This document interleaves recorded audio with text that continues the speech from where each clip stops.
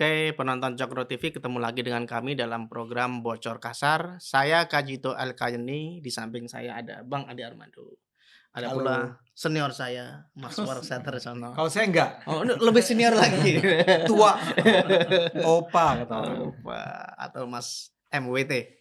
Oke, Bang Ade, Mas MWT, kali ini kita akan ngobrolin soal podcast ya, sebuah podcast namanya Forum Keadilan TV. Ya, kita tahulah Kanal Satu ini cenderung agak gimana gitu ke Pak Jokowi. Enggak bisa Anda mencari kata yang lebih jelas. Itu Gimana gitu karena artinya apa? banyak faktornya, kayak ada sentimen, sinisme Oh, gitu loh. iya.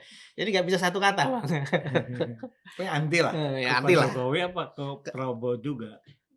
Jokowi sih. Terutama ya. Ya, ya. Kalau ke Pak Prabowo enggak lah, enggak terlalu Iya. kelihatan. Kebanyakan kan begitu ya mereka ya. Heeh. Kalau ke Jokowi, Gibran, Kaisangnya anti banget gitu ya. Jokowi dan keluarganya. Dan keluarganya itu Wah, itu anti banget. pasti. Kalau Pak Prabowo, Mm-mm. ya gitu.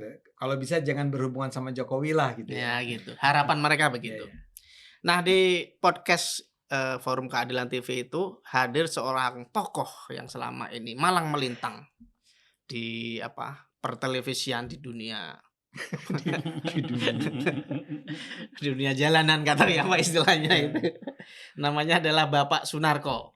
Nah, beliau adalah mantan Danjen Kopassus ya. Tahun 2007, 2008 di zamannya Pak SBY berarti. Iya. Kemudian saat ini beliau adalah Dewan Pakar PKS, Partai Keadilan Sejahtera. Oh, PKS. Kita tahu lah kalau PKS itu ya. Ya, apa? Ini orang televisi. Imajinasinya tuh luar biasa, Bang, kalau orang PKS, Bang. Ya, ya, Nah, ya. termasuk Pak Sunarko ini. Nah, Pak Sunarko ini dan kawan-kawan, ada Said Didu, ada macam-macam ya. Rizal Fadila. Rizal Fadila Said Didu, Rizal Marwan. Fadila, Marwan. Marwan Batubara. itu membentuk sebuah organisasi. Mereka nggak menyebutnya ormas ya. Apa maksudnya? Gerakan. Perkumpulan. Bang. Mereka alergi dengan kata ormas, yang nggak Ya, mau. ya, ya. Perkumpulan namanya GMKR, yaitu Gerakan Merebut Kembali Kedaulatan Rakyat. Ini Woi. imajinasinya luar biasa, Bang. Jadi Merebut kembali kedaulatan rakyat. kedaulatan rakyat yang ada di tangan siapa? Ya nggak tahu nih maksudnya direbut. Dari tangan Prabowo berarti, Oh, Bang. iya.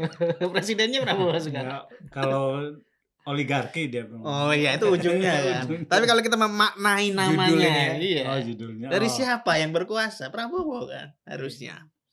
Nah, GMKR ini di luar podcast tadi ya, secara umum mereka menuntut 5 hal, Bang. Pertama, mengajak rakyat bersatu merebut kembali kedaulatan yang tadi.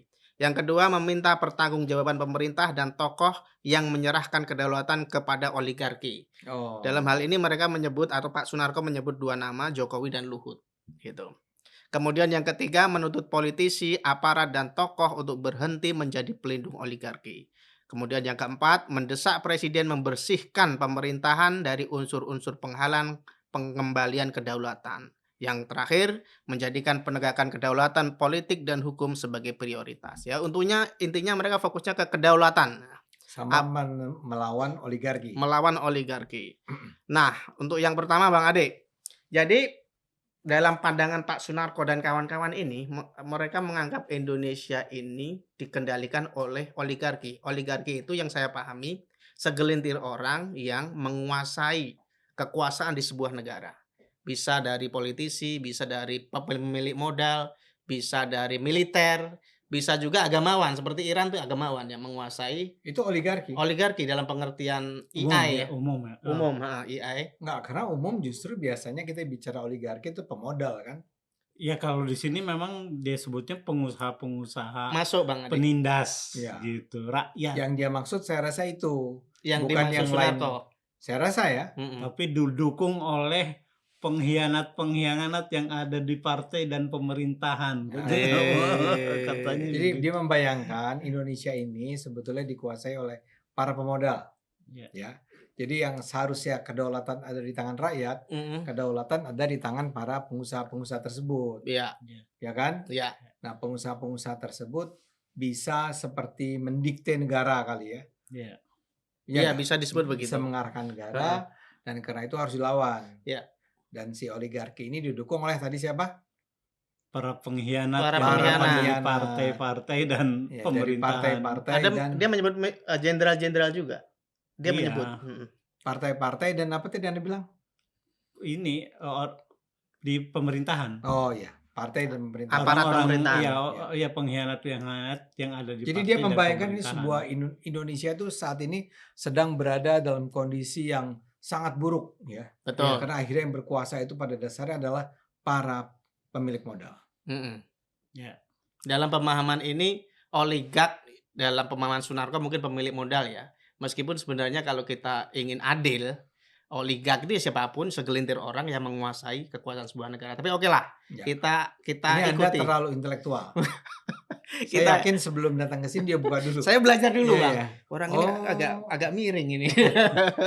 Bukan soal orang miringnya itu. Anda belajar dulu apakah itu oligark. Iya, apa itu oligark dan Iya. sejauh mana oligark dan apakah di dunia ini ada negara yang nggak ada oligark? Ternyata nggak Iya, ada. nggak ada. Semuanya ada oligark gitu loh. Oke, Bang Ade, menurut Bang Ade gimana pernyataan Pak Sunarko ini? Benarkah Indonesia dikuasai oleh oligark? Tentu saja tidak.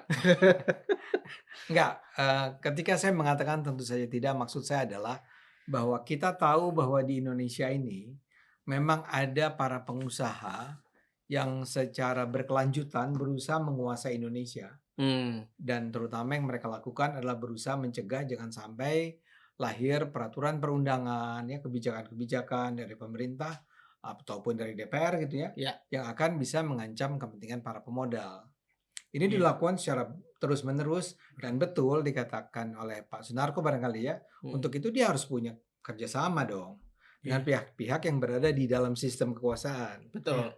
Satu adalah pemerintah itu sendiri. Iya. Jadi dia Pak Sunarko tuh membayangkan para oligarki ini punya hubungan sama orang-orang yang duduk mungkin di kementerian-kementerian, Ya. ya, dirjen-dirjen, atau barangkali orang-orang di lingkaran presiden sendiri.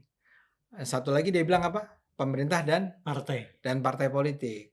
Dalam Pak hal ini termasuk ya orang-orang di DPR gitu. Ya. gitu. Pak Sunarko kan jadi paham trias politika nih. Policy, peraturan, perundangan kan sebetulnya ditentukan oleh dua pihak terutama. DPR dan pemerintah. Pemerintah ya. Nah, pemerintahnya sudah dikuasai, DPR-nya pun berusaha mereka kuasai dengan bekerja sama dengan para partai-partai politik ya, yang kemudian akan menempatkan orang-orang yang di DPR. Makanya ini kan cara berpikir yang melihat bahwa aturan-aturan yang ada itu akhirnya sangat menguntungkan para pengusaha. Ya. Akan mempersulit penegakan hukum misalnya. Iya. Musia dia juga sebut tuh bahkan juga membeli atau bekerja sama dengan para penegak hukum agar kalau mereka melanggar aturan pun tidak dikenai sanksi atau apapun. Jadi ada sebuah gambaran besar yang tentang Indonesia yang sangat kelam, yang sangat dikuasai oleh kaum oligarkis ini. Ya. Saya rasa itu yang berusaha disampaikan di awal dan dia ingin mengatakan bahwa kamilah ya, kami gerakan kami ini Yang akan merebut kembali. Ya. Bukan hanya merebut kembali. Dulu pernah di tangan rakyat, tapi sekarang kita ambil kedaulatan itu dari para oligarki itu, dikembalikan ke tangan rakyat lagi. Ya. Jadi luar biasa idenya, cita-citanya Pak Imajinasinya tadi imajinasi saya bilang. ini. Ya itu kalau Anda tanya komentar awal saya, siap. keren ini GMKR. Oh, berarti gerakan ini luar biasa menurut Luar Bang Ade. biasa. Bahkan bertarung melawan para oligarkis. Tapi waktu ditanya apa yang akan dilakukan, melakukan himbauan. Ya boleh dong. Oh, boleh. Kan selemah-lemahnya apa yang doa iman ya, adalah doa kan. Ya. Nah dia lebih dari doa. Dia sudah mengucapkan. Ada dilahirkan gitu. Dilahirkan. Ya. Belum sampai gerakan. Aksi. Tapi paguyuban apa? Namanya istilah perkumpulannya kan gerakan namanya, Bang. Jadi harusnya dia belum bergerak berarti ini. Kan baru berdiri. Oh, baru berdiri. Pak Sunarko menghimbau dulu. Ya, menghimbau dulu. Dan tuntutan berikutnya adalah adili Jokowi. Ya itu ujungnya, Bang. Salah satu yang Tapi nanti tolong masuk ke sana ya. Iya. Karena buat saya menarik tuh. Iya. Melawan oligarki. Tuntutannya adalah adili Jokowi. Makzulkan Gibran.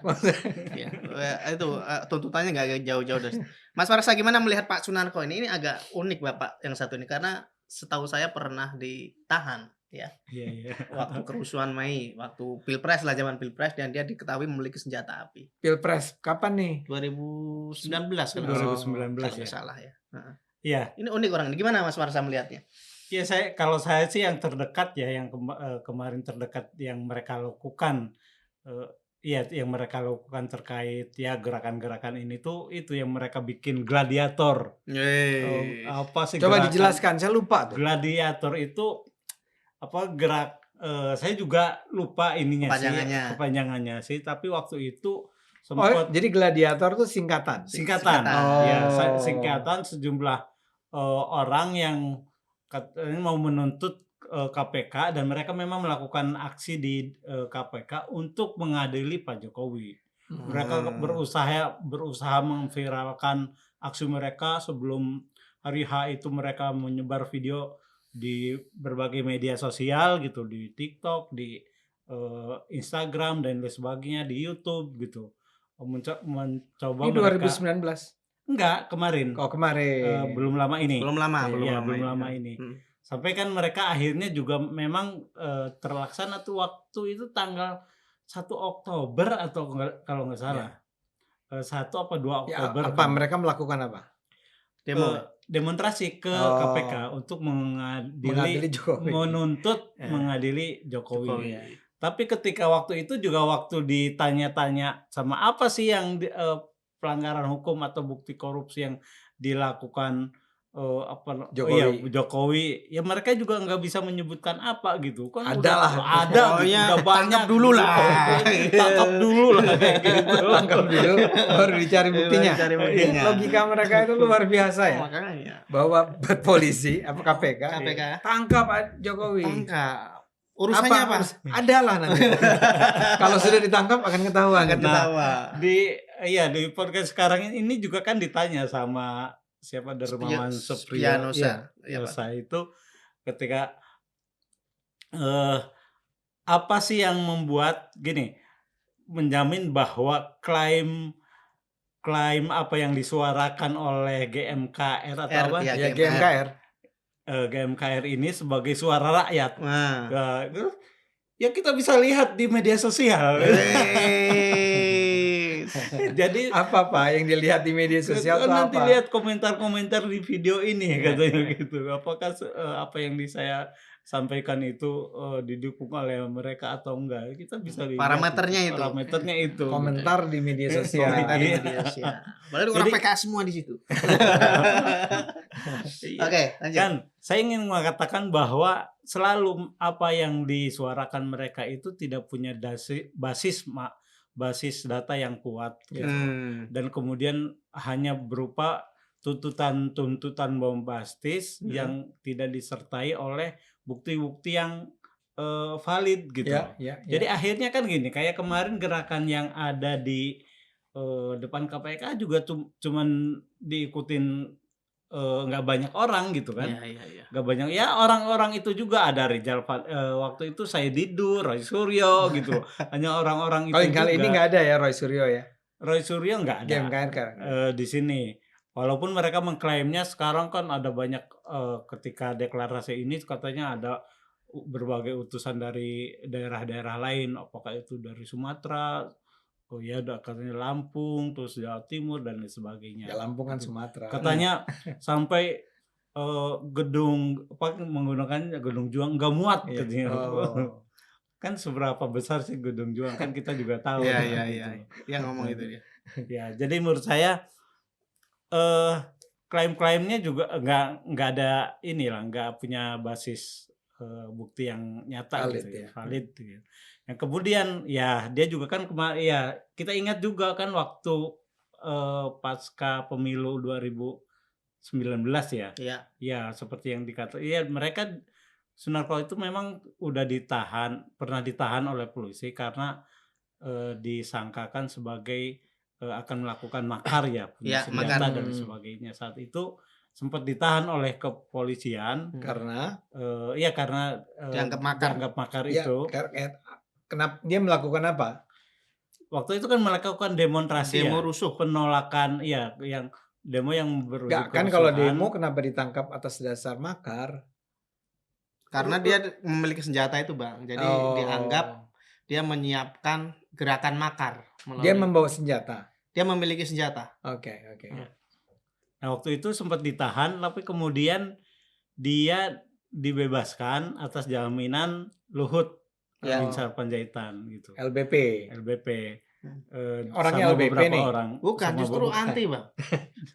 Nah, iya, makanya kan di sini walaupun dia sudah diselamatkan oleh LBP, di podcast sekarang dia kan mau bukan ini ya, maksudnya menghujat-hujat Ya, salah satu Luhut nama gitu. yang dituntut itu Dia selain bilang Jokowi, katanya LBP. kerusakan bangsa ini akibat Jokowi dan LBP kan gitu. Padahal dulu LBP itulah yang menyelamatkan dia. Iya.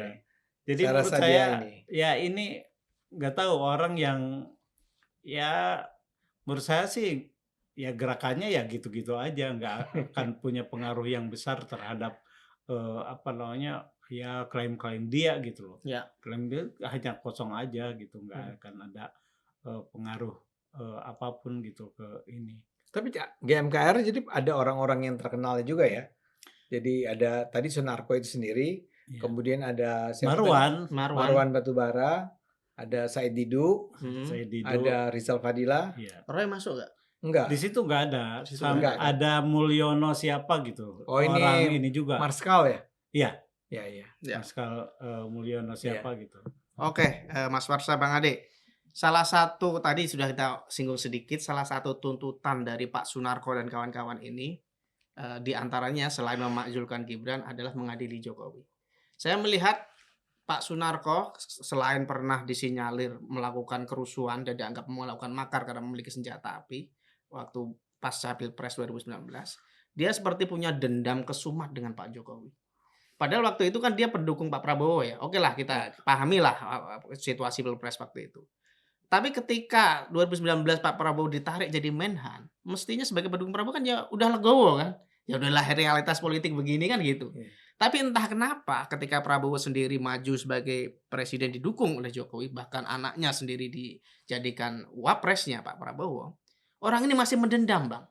Nah ini ada apa sih dengan Pak Sunarko ini sehingga sebegitu mendendamnya sampai salah satu tuntutannya yang disembunyikan banyak, salah satunya tuh mengadili Jokowi. Kenapa, Bang? Ya kalau soal bahwa kenapa dia tidak ikut dengan Prabowo barangkali ya karena dia menganggap dengan pindahnya Prabowo atau masuknya Prabowo ke kapalnya Pak Jokowi ketika 2019 itu adalah bentuk pengkhianatan bagi dia ya. Bagi dia. Jadi bahwa Prabowo berkhianat terhadap gerakan kita bersama ini.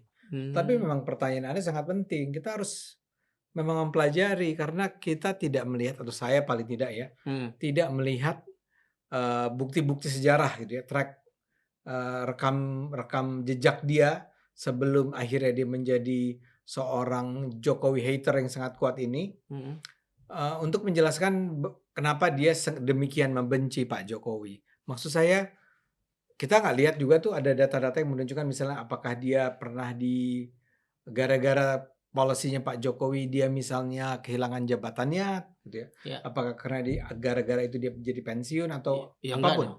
Sebelum itu Pak Jokowi kan dia pensiun itu.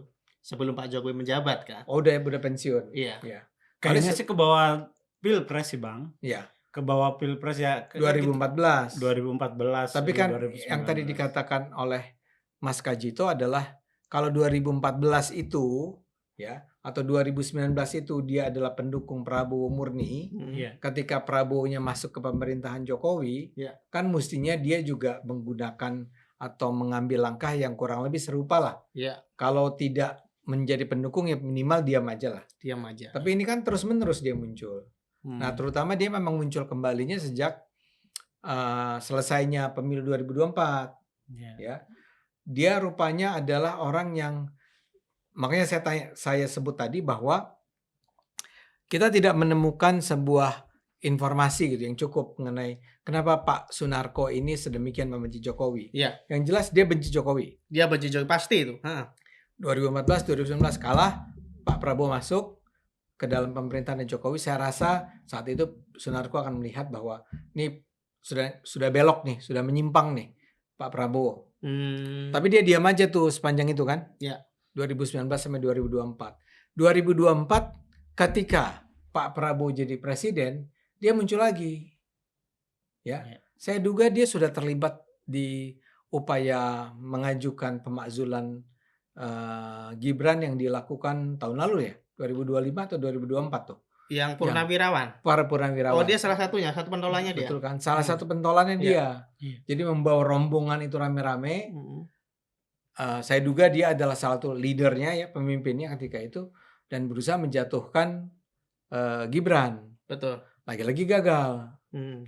Nah, ini kan ada tipe-tipe orang yang udah gagal masih terus akan berupaya kecuali memang tujuannya tercapai. Jadi selama tujuannya tidak tercapai, dia akan terus saja karena dia begitu mendendam pada Pak Jokowi.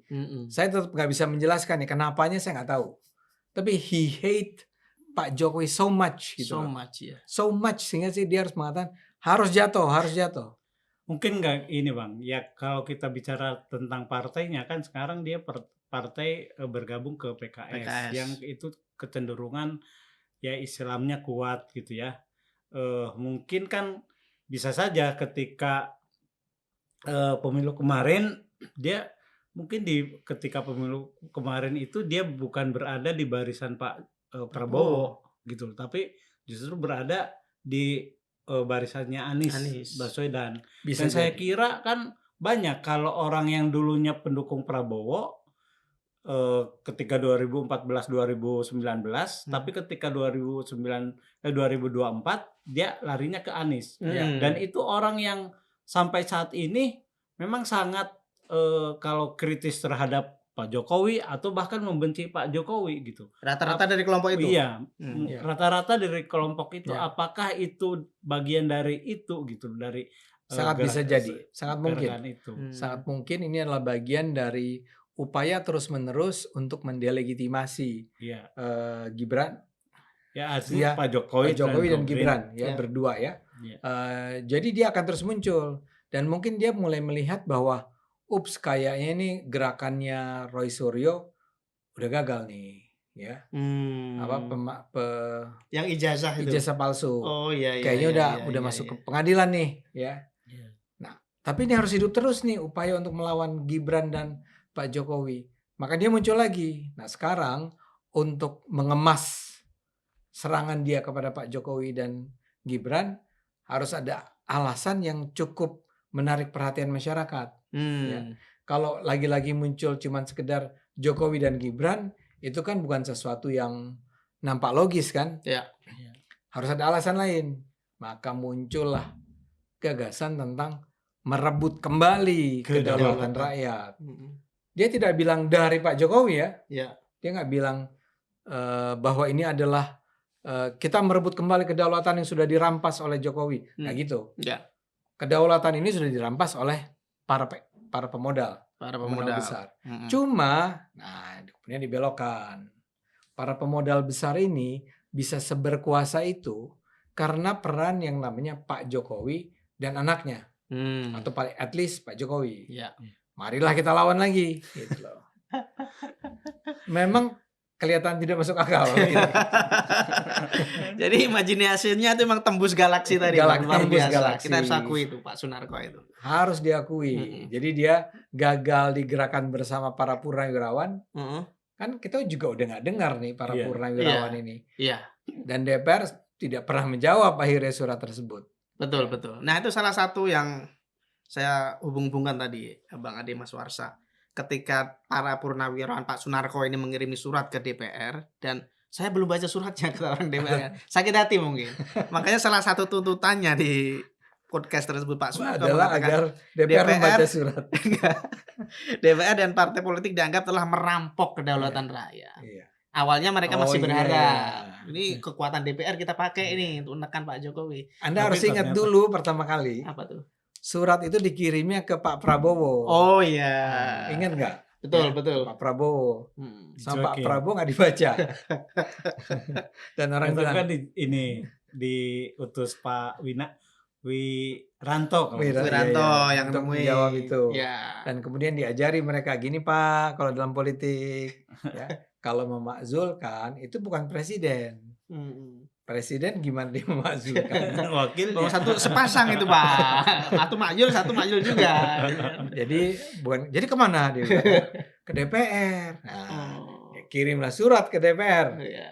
Di DPR itu sama gayanya. Ada surat ya? Kami belum baca. Dan itu dilakukan bukan di satu partai loh. Sejumlah partai kan ketika itu kalau tidak salah, bahkan Puan Maharani bilang enggak, kita belum baca. Padahal itu dilakukan, pertanyaan diajukan setelah berminggu-minggu setelah surat itu dikirim. Ya. Jadi makanya dibikin nih sekarang Gerakan baru, perkumpulan baru yang namanya Gerakan Merebut Kedaulatan Rakyat tadi. Jadi seputus asa itu Pak Sunarko, sehingga sampai kalau dulu kan masih berharap ke DPR ya, mungkin masih ada PKS juga di sana, masih ini gitu kan. Tapi sekarang kayaknya mereka sudah menganggap negara ini sudah lepas kendali, dikontrol oleh oligark tadi, yang mana bahwa di dunia ini tidak ada satupun, saya cari tadi Bang sengaja, adakah negara di dunia ini nggak ada oligarki? Nggak ada kan? nggak mungkin lah. Termasuk Finlandia, Denmark dan sebagainya yang standar korupsinya sangat rendah. Oligark tetap ada. Namanya oligark itu kan yang punya kepentingan kan. Dan biasanya kebijakan itu memang pro pemodal, Bang. Karena kalau nggak pro ya investor kabur semua kan. Itu sudah secara tidak langsung akan pro pada oligark.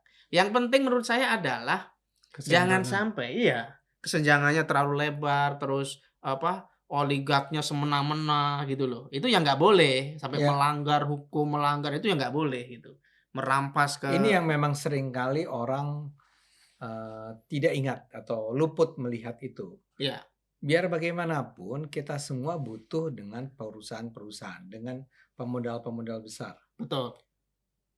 Ini kalau saja kita hanya konsentrasikan diri kita pada para pengusaha ya. Iya. Pengusaha itu adalah orang-orang yang menggerakkan roda ekonomi sebuah negara kan. Iya. Ya, kalau nggak ada pengusaha ya orang kerja di mana? Kecuali Anda berbicara tentang negara yang dikuasai oleh misalnya sistem komunis gitu ya. Nggak ada atau pengusaha, semua dikuasai negara. Semua negara. Itu bisa. Tapi kan kita tahu bahwa kita tidak ingin ke arah sana kan. Kita membutuhkan, kita harus menghargai, harus mendukung, bergembira dengan adanya para pengusaha-pengusaha besar. Jadi sekarang negara-negara komunis aja kan sekarang terbuka. Ya, karena mereka sudah mengatakan mereka komunis gaya baru kan, new economy gitu ya. Politiknya komunis, ekonominya kapitalis. Nggak tahu. Kalau di Korea Utara saya rasa tetap enggak. Ya hanya Korea mungkin yang masih. Kalau kita bicara Cina sih udah enggak ya. Udah enggak seperti itu. Swastanya itu memang juga kuat walaupun tetap tunduk pada negara. Iya. Ya. Nah, karena itu lagi Vietnam, Bang. Vietnam komunis juga kan. Nah, enggak, pertanyaan saya apakah Vietnam tidak sudah mengikuti apa yang dimulai oleh Cina? Sudah mulai tapi dia sih relatif membatasi. Ya. Masih terbatas ya. Iya, masih terbatas. Swastanya ya. Ya, artinya kepemilikannya itu masih dibatasi tapi masih udah terbuka dengan udah mulai, Bang. Udah mulai meniru Cina. Betul. Nah, dalam hal ini saya merasa orang-orang seperti Pak Sunarko ini kan cenderung jadi seperti kelihatan sangat populis, tapi kok anti modal gitu loh. Jadi seperti membenci para pengusaha. Betul. Jadi kita harus rebut kembali kedaulatan rakyat gitu. Itu gaya-gaya anak muda yang baru belajar komunis, Bang. Terus semua tuan tanahnya dirampas gitu. Itu kayak gaya Pak Sunarko kayak gitu. Anda bicara PKI ya? Kalau merebut tuan tanah kan? Iya kan? Iya kayak begitulah. Kayak misalnya karena Anda marah pada kekuasaan para pemodal di Indonesia. Nah, Anda kemudian jelmakan kemarahan itu dengan kalimat-kalimat seperti merebut kembali kedaulatan ya. Karena kita udah dikangkangi nih oleh para pengusaha. Kan semestinya nggak begitu. Menurut saya betul, kita harus menomоrsatukan kepentingan rakyat luas. Dan kita harus jadikan kehadiran para pengusaha itu memang membawa manfaat buat kesejahteraan masyarakat luas.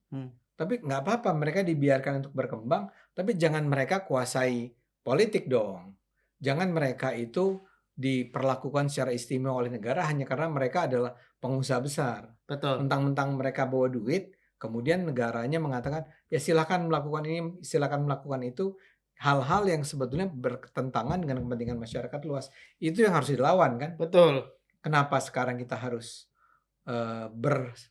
berperang melawan para pengusaha? Apalagi kemudian pengusaha diwakili oleh Jokowi dan Gibran. Ini bagaimana?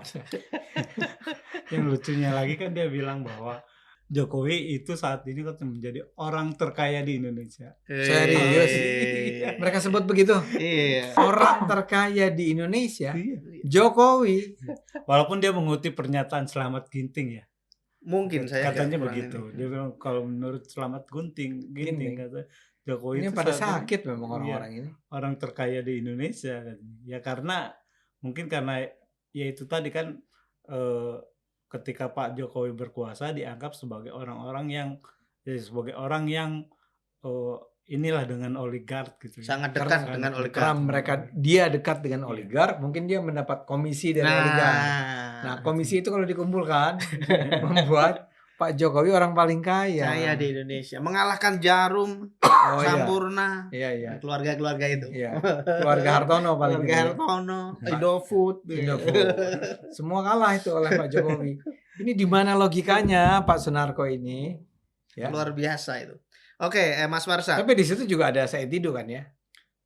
Iya, Dalam, itu di gerakan. DGM. Di gerakan ya? itu ya. Iya. Salah Katanya satunya. ada presidium 5 orang itu ya jadi anggota presidiumnya. Iya. Sunarko 5 orang, Sunarko, Maron Batuara, Mulyono siapa gitu. Rizal Fadila sama Marwan Said Didu. Said Didu. Iya. Oke. Salah satu pernyataan Sunarko yang tadi kita sepakati bahwa sepertinya dia memang bukan pendukung Pak Prabowo lagi, Bang. Karena di salah satu pernyataannya di podcast itu dia menyebut kalau Pak Prabowo kita ingatkan nggak dengar. Salah satunya yang akan diserang, bukan diserang dalam arti ini ya. Salah satu yang dijadikan target itu Pak Prabowo gitu. Itu berarti kan sudah putus hubungan gitu ya. Iya. Dan pernyataan lain yang juga agak keras menurut saya. Orang ini memang agak-agak anarkis, Bang. Salah satunya ini, jika tuntutan tidak dipenuhi, rakyat akan turun ke jalan dengan cara yang bisa menjadi anarkis. Salah satu pernyataan Pak Sunarko. Bahkan dia juga bilang ketika ditanya Darmawan ya, Spirionyosa, penyusup ya. Ada penyusup. Gimana kalau nanti aja musup? Oh ya silakan aja. Digebukin. Kalau mau digebukin kalau ketahuan gitu loh. Jadi gaya-gayanya gaya-gaya preman, Bang, gaya-gaya anarkis tadi. Nah, ini gimana Bang Andi melihat orang ini? Ada penyusup ketahuan digebukin. Jadi udah nggak ada koridor hukum. Dia kan ngomongin kedaulatan hukum, tapi dianya begitu, Bang. Ketahuan digebukin. Kalau nanti rakyat marah anarkis, ancamannya kayak gitu. Gimana tuh Bang melihat orang ini, Bang? Enggak, to some extent untuk derajat tertentu, ya, saya merasa memang dia membayangkan itu bisa dilakukan, ya. Dia ini kan dia Kopassus ya. Dia Kopassus. Dia pernah melihat 98 dong, ya. Ya. Dia pernah melihat ke anarkisan apa yang terjadi pada 98. Dan dia pernah ditugaskan di Aceh memang. Aceh dan Papua. Iya. Tempat-tempat ada pemberontak kan, iya. Ada. Jadi mindsetnya kesana. Perang. Gitu. Oh iya. Dia melihat Jakarta ini adalah sebuah medan perang. Dimana kalau orang yang namanya Prabowo itu masih juga nggak mau tunduk sama kita, Pak Jokowi nggak bisa diadili, Gibran tidak dimaksudkan, kita perang. Nah, perangnya bagaimana Pak? Rakyat. Rakyat yang mana nih Pak? Rakyat. Lihat komentar di medsos. Itu rakyatnya. Rakyat itu netizen itu akan turun. Iya. Ya, jadi membayangkan memang orang sudah sedemikian marah. Barangkali membayangkan wah Pak Prabowo ini adalah orang yang membela Jokowi, sementara Jokowi adalah orang terkaya di Indonesia yang memperoleh kekayaannya dari kelakuan-kelakuan para pemodal oligarkis itu. Ya. Itu karena itu kita harus gulingkan, makzulkan lah ya. Makzulkan, betul. Nah caranya gimana kan tadi Anda bilang kan, yaitu rakyat, para netizen ini tidak akan tahan lagi, dia akan turun ke jalan, ke lapangan seperti tahun 98 untuk menggulingkan pemerintahan Prabowo, misalnya gitu. Ya. Saya membayangkan imajinasi dia seperti itu. Nah, memang kelemahan wartawan Forum Keadilan tuh adalah selalu yang saya lihat dia nggak ngejar gitu. Pak, menurunkan masyarakat tuh gimana Pak? Wah, enggak, dikritisi gitu enggak? Nggak ada. Enggak ada. Kan maksud saya gini, kalau saya jadi wartawan dia bilang masyarakat turun. Siapa yang menggerakkan masyarakat? Kan pasti ada pertanyaan itu dong. Iya. Masyarakat bukan orang yang begitu saya turun sendiri-sendiri, apalagi sebetulnya nggak ada alasan untuk turun ke jalan. Betul. Ya. Orang turun ke jalan kalau orang udah kelaparan, udah nggak punya air, nggak punya apalah susu dan telur dan segala macam. Seperti tahun 98 itu karena harga kurs udah nggak keruan-keruan gitu ya, segala macam keperluan bahan pokok itu tidak tersedia secara memadai, maka orang menjadi marah ya. Betul. Nah kalau ini nih, kalau gara-gara Jokowi nggak ditangkap dan Gibran itu nggak dimakzulkan, masyarakat akan turun ke jalan. Siapa yang akan menggerakkan? Selalu harus ada komando kan? Betul. Apakah dia? Ya harus dia, Bang. Siapa Harus lagi? Siapa lagi di Indonesia ini? Ya. Saya kebayang nggak kalau dia mari kita turun besok, Iya. gitu misalnya. Yang turun dia aja, sama Said Didu, Marwan, pakai bendera-bendera gitu. Ayo kawan-kawan kita turun gitu kan. Sementara masyarakat lagi Car Free Day, lagi hari. Ini siapa sih? Maaf ya penonton, kita bikin bercanda aja lah ini. Ya gitu. Oh iya, oke. Jadi emang unik ya Bapak Sunarko ini. Tapi oke, bagaimanapun namanya negara demokrasi Bang. Tapi satu hal yang ingin saya soroti adalah kerangka berpikirnya tadi. Kalau dia ingin mengajukan sebuah apalah istilahnya yang dia sebut itu revolusi misalnya atau apapun yang dia sebut itu, dia harus konsisten gitu loh. Kalau dia mau mematuhi hukum, dia ingin menggunakan sarana demokrasi, dia harus demokratis dulu. Oh, iya. Bukannya malah kalau nanti ketahuan pencuri kita gebukin. Rakyat anarkisnya gimana sih kan gitu. Nah, Mas Warsa. Jadi Pak Sunarko ini dalam salah satu pernyataannya dia mengatakan bahwa definisi oligark tadi sudah dipersempit oleh Bang Ade yang sebenarnya luas. Itu pengusaha rakus dan bahkan di sini ada indikasi dikaitkan dengan etnis tertentu. Ini kan sudah secara tidak etis ya kita menyebut ini ada kebencian khusus sebenarnya. Jadi kita nggak bisa Tionghoa lah ya. Iya, mungkin arahnya ke sana. Saya karena nggak disebut ya. Tapi ada arah ke sana. Ini gimana Mas Warsa memahami ini? Kok ada kebencian selain kebencian pasca Pilpres yang nggak jelas tadi, Pak Prabowo-nya udah gabung ke Jokowi masih juga, dan sekarang ada kebencian kepada oligark yang didefinisikan sebagai pengusaha, yang didefinisikan lagi etnis tertentu. Gimana Mas Warsa? Ya itulah kesalahan berpikir dari dia ya. Tentang bagaimana ketika ya kita tahu lah kan memang saat ini banyak pengusaha beretnis Cina di Indonesia dan memang yang mungkin berapa persen 70 apa 50% pengusaha yang besar di Indonesia itu kan beretnis Cina, padahal kan tidak maksudnya tidak otomatis ketika dia seorang etnis Cina menjadi pengusaha. Etnis Cina menjadi pengusaha yang jahat gitu kan. Iya. Tidak seperti itu. Tetapi mungkin ini ada mungkin dia bagian dari sebagian besar di masyarakat di Indonesia yang punya stereotip tertentu terhadap etnis tertentu dalam hal ini mungkin etnis Cina ya gitu. Ya itu yang itu sangat disayangkan sekali bahwa seorang tokoh mantan Densus Densus Kopassus masih punya pikiran seperti itu gitu.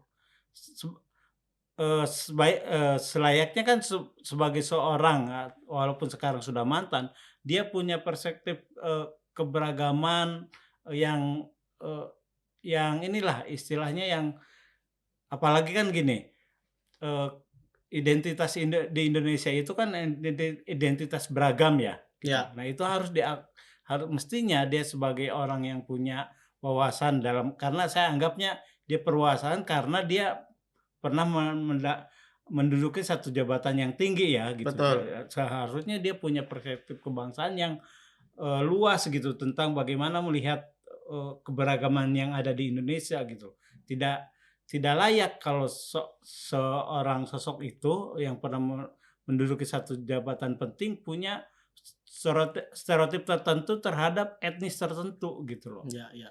Itu menurut saya memang sosok ini orang yang tidak bisa jadi panutan buat kita semua gitu loh. Ya emang saya juga nggak ingin dia jadi panutan. Iya. Jadi emang suara-suara dia itu ya kalau dari dengar apa yang dia sampaikan itu ya itu cuman omong-omong kosong dia aja gitu, nggak ada ini juga gitu, nggak ada makna yang ya obsesi dia untuk apa namanya gerakan rakyat itu juga menurut saya apalagi kalau bercermin ketika menggerakkan orang untuk demo di KPK itu juga nggak berhasil. Nggak ada yang datang. Ada yang datang beberapa orang. Tiga. Nggak banyak tiga. Padahal itu mereka sudah melakukan berbagai upaya untuk memviralkan berita itu, tapi ternyata nggak disambut luas oleh masyarakat. Komentarnya ramai di medsos. Nah, tapi memang gimana ya dia berusaha membangun sebuah narasi bahwa Jokowi itu korup. Ya. Kan nggak ada satupun indikasi track record yang menunjukkan bahwa Pak Jokowi itu korup. Gibran juga. Jadi kenapa itu harus dikait-kaitkan dengan korupsi ya?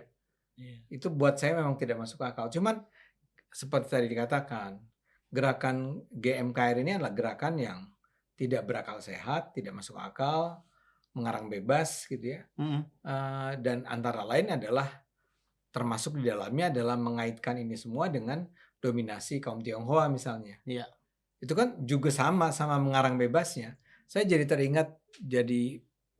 teringat pada kisah tentang bagaimana di Jerman sebelum Perang Dunia Kedua itu yang memakan korban jutaan manusia itu kan salah satu kejahatan yang dilakukan oleh Hitler yaitu penguasa Nazi waktu itu yang berkuasa di Jerman adalah menyebarkan kebencian terhadap Yahudi. Iya. Yahudi lah penyebab dari semua masalah kehancuran kita, ekonomi kita. Ini kan tipe-tipenya sama. Betul. Mereka bilang bahwa penyebab ketimpangan kemiskinan kaya miskin di Indonesia itu adalah kelakuan para pengusaha Tionghoa. Kalau dia emang mau kritis pada para pengusaha, ya kritis saya terhadap semua pengusaha. Ya. Pengusaha non Tionghoa juga kurang lebih kalau memang ada, misalnya orang mengatakan salah satu karakter pengusaha di Indonesia itu greedy, serakah gitu kan. Ya itu kan nggak cuma orang Tionghoa. Anda dari mana? Apa? Etnis. Jawa. Yang Jawa banyak yang serakah juga. Serakah juga. Saya Minang, yang Minang juga sama. Jadi betul, saya setuju. Jangan kemakan ya dengan stereotip semacam itu. Dan sebaiknya Pak Sunarko kalau memang ingin memperoleh dukungan dari masyarakat luas, ya silakan. Tapi jangan bangkitkan sentimen anti Tionghoa semacam itu. Ya. Karena itu sama sekali tidak sehat buat kita semua. Oke, Bang Ade, Mas Pras, cukup ya? Ada lagi? Oke. Ya. Oke, pemirsa Cokro TV, terima kasih. Sampai jumpa dalam episode Bocor Kasar berikutnya. Salam.